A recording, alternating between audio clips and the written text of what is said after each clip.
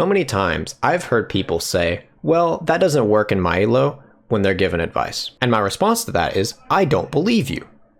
I don't believe one bit of that. If it works in a higher elo, it works in your elo.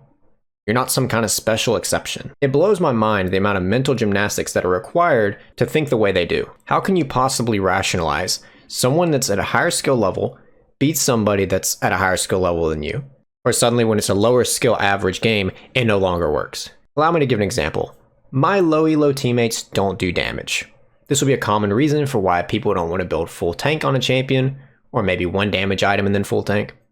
Even if that particular build is good for that champion, or that's what the one trick does that they watch. If you're having difficulty winning games with whatever build they're using and they're doing well on, that just means you don't know how to play the character relative to that build correctly. It's not a build issue, it's a you issue. You have to figure out what the strengths and weaknesses are and actually play towards them. Now, I'm not saying that you have to blindly follow whoever you watch. It's perfectly okay to do a different build or different runes if you feel comfortable with doing so or you just think it's fun. That's fine. Sometimes I may even advise that to go a simpler option. Maybe I recommend that someone go a little bit tankier instead of full damage, or the other way around, depending on the character and their current skill level. But notice the difference here. The difference is I'm trying to make it easier for them because I think that their skill set it fits with, or I think it'd be easier for them to learn the character that way. What I'm not saying is that they're not climbing because of that, because it doesn't work in their elo. No, it works in your elo. You just don't know how to do it. That's the part that you need to understand. It's just you don't necessarily have to start on the hard difficulty following exactly what their build and runes are if it's a little bit more complex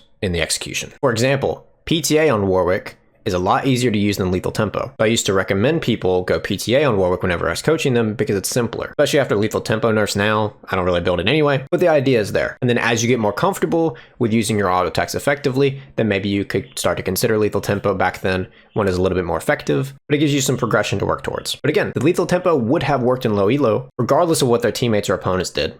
It's just, I wanted to make it easier on them. This also goes for decisions in-game, such as setting up a dive. This is a very, very common thing that even I fell into back in the day. Regardless of role that you're playing, if you're setting up a dive with a teammate, I don't care if you think your teammate is really bad and doesn't know how to do the dive. Because believe it or not, that applies for everybody as they're climbing. You don't just magically all figure out how to dive when you hit Master Tier, Grandmaster Tier, whatever rank you want to use. You have to figure it out as you go. You're going to screw it up, but that's not because your teammates, that's because you don't know how to do it. Once you figure out how to do it, it's a lot easier to do it even if you have bad teammates. If your teammates are screwing up and then the dive doesn't work, it probably wasn't that good of a dive to begin with. All that I'm trying to get at with this video is that if it works in higher elo, it works in your elo. Don't try to cope and say it doesn't, but it's okay if you want to do a different option. Just accept that it is a skill issue, but you can work on it later.